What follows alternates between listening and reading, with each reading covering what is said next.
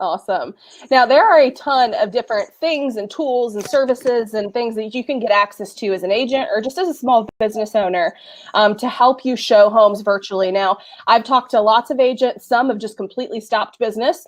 Some are continuing business as usual, depending on their market. And some are in statewide, work from home mandatory orders. And so it really just depends on your market. But whether or not this is happening, you should pinpoint your business and pivot your business to be able to work remotely, to be able to show homes virtually. I mean, imagine if none of this was going on in the first place, you not having to physically go out to tour a home, but you can do it all on video remotely. That's a powerful thing. And guess how much time that just saved you, and money and gas, going over to that property, all that kind of stuff. So we're going to show you some really cool ways to actually show homes virtually. So let's dig this in.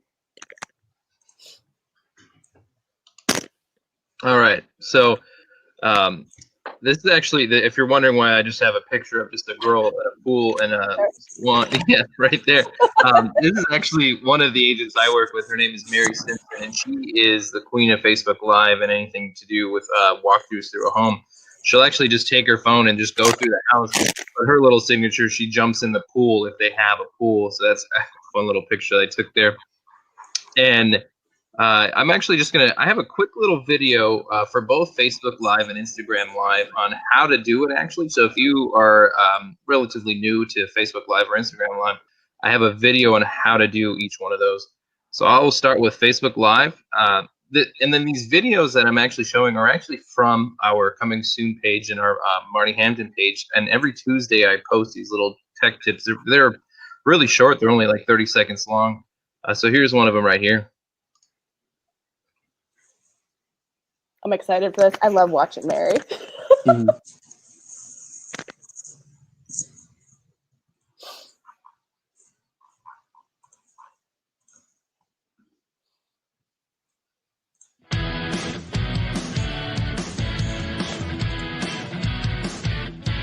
Hopefully we have the bandwidth. There we go.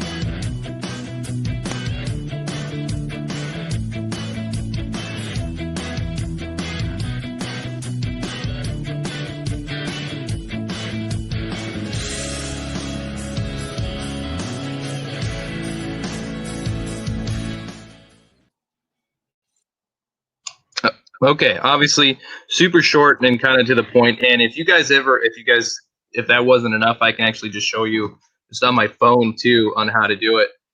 So just comment if that wasn't enough for you. And then also I have one on Instagram. It's going to be basically the same because Facebook owns Instagram, so a lot of the same stuff is going to be, or a lot of the tools on how to do it is going to be practically the same.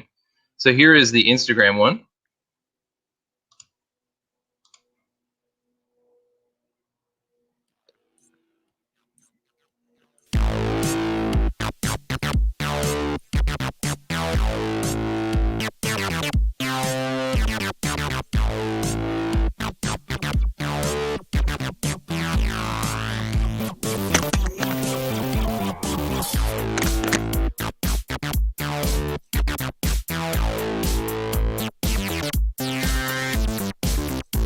I'm like jamming over here. I'm having too much fun.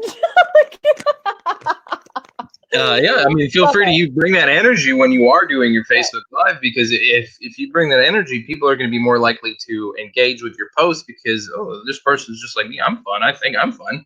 So when you're fun, other people are more likely to like it. Especially like I'm more likely to share something if it's funny too. Mm-hmm. Like I'll share it to all my friends. Oh, that's hilarious! Look at this lady just jumped in a pool.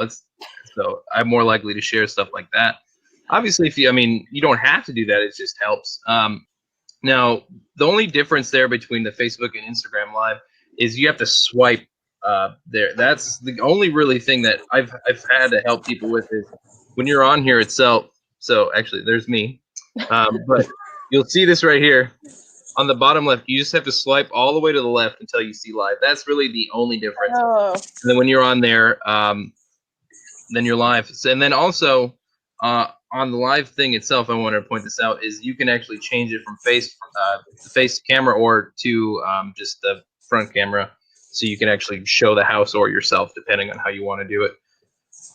Or after this epidemic, if you're one of those agents and you're a little bit concerned about having to do too many things at once, worry about how you look, how you're talking, what you're saying, what's behind you, recording yourself at the same time. That's a lot to think about, let's be honest. And Yeah. so, if you have someone with you, an assistant or a friend or another fellow agent, a buyer's agent that might be partnering with you on that listing, have them walk around and record you and use that footage. And again, Riley's actually going to tap into some alternatives if you're worried about live. I talked to lots of people and they're like, you know what, Deborah, live's too much for me. Like, too much could go wrong. And I totally get that. But there's alternatives even if you don't want to do the live way. Absolutely. Where's the slides? Let's get back into all right. So the other alternatives, YouTube Live, I wouldn't suggest unless you have a bigger YouTube following. And if you do, let me know, because I'm trying to grow our YouTube page and I would like to know your secrets. FaceTime, I wouldn't suggest this either, because the idea of a virtual open house is to get as many people there. I would suggest FaceTime just with, if you were doing a one-on-one with one of your customers or one of your clients. There's also, let me go back. There's also, you can do an open house video, just a walkthrough. If you have a videographer, to somebody in your staff that knows how to do video, you can just walk through the house and talk about certain things. Now, let me interject real quick, Riley. Just on FaceTime real quick, he's totally right. Obviously, the whole point of a walkthrough video for agents is to get as many people as possible to be on that live feed, to be watching, to be participating, to be engaging. And the more people you can get on these live feeds, Facebook and Instagram will organically push those videos even more because you're using their live feed. So there are extra benefits, I think, of doing live versus not. But also with FaceTime, if you're a buyer's agent or you're working with a tough client, especially in the market dealings of what we're dealing with now, jumping on a FaceTime with them and touring a property yourself so your client doesn't have to go out to the property, and jump on FaceTime with them individually and have that one-on-one with them and say, hey guys, I'm feeling this property right now. Let me give you a quick tour on FaceTime. And I think Riley actually told me something yesterday that I think was a really good point. FaceTime is very easy. So if you have an older couple or someone that might not be as tech savvy, FaceTime's really easy as long as they have an iPhone, right? Is FaceTime? Yep. I'm Samsung, so don't hate. She turns all of our group text green. I'm sorry. I'm the oddball out, but I like my Samsung and I like all my other Apple stuff. But we digress. But anyways, I also wanted to add on to what you were saying is Facebook and Instagram really like live, because they will put, if you can see on my screen here, those are live. That's at the top of the Instagram screen. So if you're live, more people are likely to see that instead of having to scroll through all your stuff. You're actually on the top of Instagram or Facebook when you're live. Yeah. And you're more likely to grab eyeballs just by doing that. Real quick, I'm going to interject one more time. We just got a private chat. Make sure, guys, if you have comments as we go through this, private message us or send it directly to the whole feed. But someone's asking, Instagram, do you still use hashtags when you go live? That's a really good question. And I think, honestly, the answer might depend on who you talk to. I've talked to some specialists in marketing that, do put hashtags on there, and then there's some that don't. There's some people that put hashtags in the comments, but not in the body of the Instagram post. And so truthfully, I don't really have a concrete answer for you. I don't think there's necessarily enough data out there to tell you if A or B is better. I think also it depends on maybe what piece of content it is. So just consider that. Anything you guys have? Yeah, I wanted to add, this is actually just a quick little tip that we found out when we're doing Instagram hashtags. It's not, if you're using the same bulk ones, Instagram will actually ding you. And we found that if you put in your own manually, they're more likely to feed those instead of just your bulk one. You actually are getting punished for bulk posting your hashtags. So true. Our team here at Coming Soon Homes had to change our own strategies, because we used to do all the research on our agent clients and their competitors and their markets and figure out what hashtags are trending that they need to trend for. And so we were kind of using duplicated hashtag blocks, which was fine back in the day. Mm-hmm. Before they switched this algorithm, that was kind of how people did it. But now, thanks to this great algorithm shift yet again, we've had to update our strategies. And just to kind of drop in there real quick, it's hard hard to stay up on every single time a new tool changes an algorithm. You have to shift your strategies. So hiring a team like ours at Coming Soon Homes can really be beneficial for your business because you don't even have to think about when that stuff happens. We just kind of switch up the process. Susan has a good point too. So she said, I don't really understand hashtags and how they work. Do you, one of you guys want to take that, or you want me to take that? Just think of it as another way of getting noticed. If some people, they'll scroll through hashtags and just look through. So one that we really like to do, like in our market, is we like to just do Raleigh or Raleigh real estate, and then people will click that, and then they'll find us. And then we also like to have our own hashtags. So I use Move with Marty. So whenever we are at an event, we like to promote people to actually put that on their stuff, so we can also be found that we're in the community as well. It's basically just an easy way just to get free exposure and just be out there and to be discovered. Anything you want to add to that? I'm going to show you something real quick. So just to give ourselves a little shout out, go follow Coming Soon Homes on Instagram, and we'll make sure to follow you back as well. Just search for Coming Soon Homes. But if you guys hop on your own Instagram feed, and you go onto the homepage, whatever like you come up with, right, you should be able to. I think Riley's going to talk about stories too. But all I would do is right at the bottom where you see the little magnifying glass, go ahead and hit that. And a little search bar will come up. Now, in the search bar, you could type in whatever you want. This is really, it's like, just like Riley said, it's like Google, but for Instagram.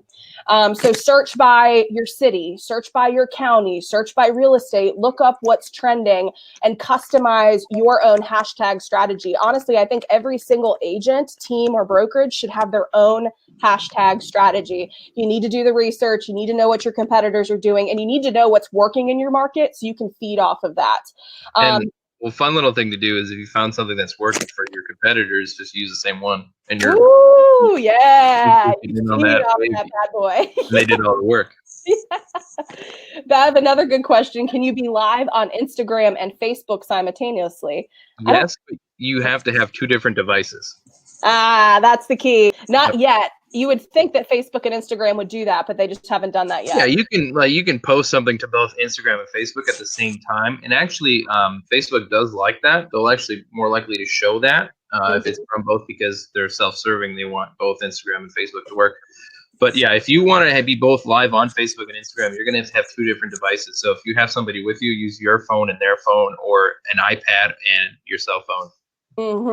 So I think a lot of helpful things. Tyler's like the king of tools, and this guy will hook you up with anything you need. But just imagine, I mean, if you had two phones, even if you had your personal primary phone, I have two phones. And an old phone, you could get one of those little tripods, set them up in front of you, roll Facebook Live to one and Instagram Live to the other. And so it's a little bit annoying to have to do it that way, but let me tell you, it is powerful to go live if you are comfortable and you can get that oomph behind it.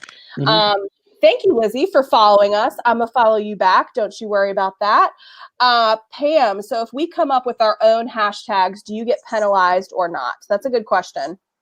If you bulk post the same one over and over, yeah. But if you just put your own in on everything, no, they're not going to you for that at all. Keep in mind, though, you don't want to be that person that's out there creating your own hashtag, like cutesy rainbows and butterflies. Like the whole point of hashtags is to be a search function. So if I want to see what's going on in Raleigh, North Carolina, I'm going to search by hashtag Raleigh NC or Raleigh, North Carolina. So of course, develop your own hashtag for your company name. Like we use, just like Riley said, like Move with Marty for Marty's business, or Marty Hampton Real Estate, or we've created the acronym MHRE. So there's different things, of course, that you can do that to build up your own brand's hashtag, but it's also crucial that you're implementing other hashtags that are already popular that you can kind of nuzzle your way in and feed off of that traffic, if that makes sense. Hopefully. And we've got another question from Lynn. It says, do you put hashtags in business and personal posts on Facebook? I think that's really up to you. Riley, what do you think? I don't put hashtags on Facebook. The main ones that I put hashtags on are Twitter, Instagram, and LinkedIn. LinkedIn is actually really big with hashtags that I've noticed. So make sure you're putting your hashtags on LinkedIn and Twitter. Obviously, Twitter is basically all hashtags. So make sure you have those. But Instagram, Twitter, LinkedIn, I don't do anything with Facebook. Yeah. Hashtags in Facebook is very weird. Sometimes you can see it, sometimes you can't. Sometimes they're hyperlinked. If you're viewing Facebook on mobile, you can see them. But again, you have to click on the post or like access it a different way. If you're just scrolling down, they're not going to be there. They're just going to look like I don't regular know tags. about you, but personally, if I see somebody that has a hashtag on Facebook, I go, oh, they don't really know what they're doing. Oh, yeah. Yeah, Yeah. that's true. And that's true, Lynn. Why not if Facebook owns Instagram? That's 100% true. I don't have an answer for that. However, I do think it's critical for Facebook to keep those two platforms separate. If they make Instagram identical to Facebook and the same functionalities, the same transitions, everything, then it's kind of pointless to have both platforms. Yeah. And so the whole thing about Facebook, I think, versus Instagram is Instagram, before we go down too deep of a rabbit hole on Instagram, but Instagram is very image based. People go crazy for the images. It really is amazing if you can even upload a gallery set of property images to Instagram, even over a video. Sometimes those convert better. And so it's really, really dependent on what you're doing, where your placement of your hashtags are. But Instagram's a phenomenal tool. However, you do have to use it a little bit differently than Facebook. You can't just duplicate what you're doing across all your platforms. It's got to be a little bit edited, if that makes sense. All right, let's move on before we spend too much time on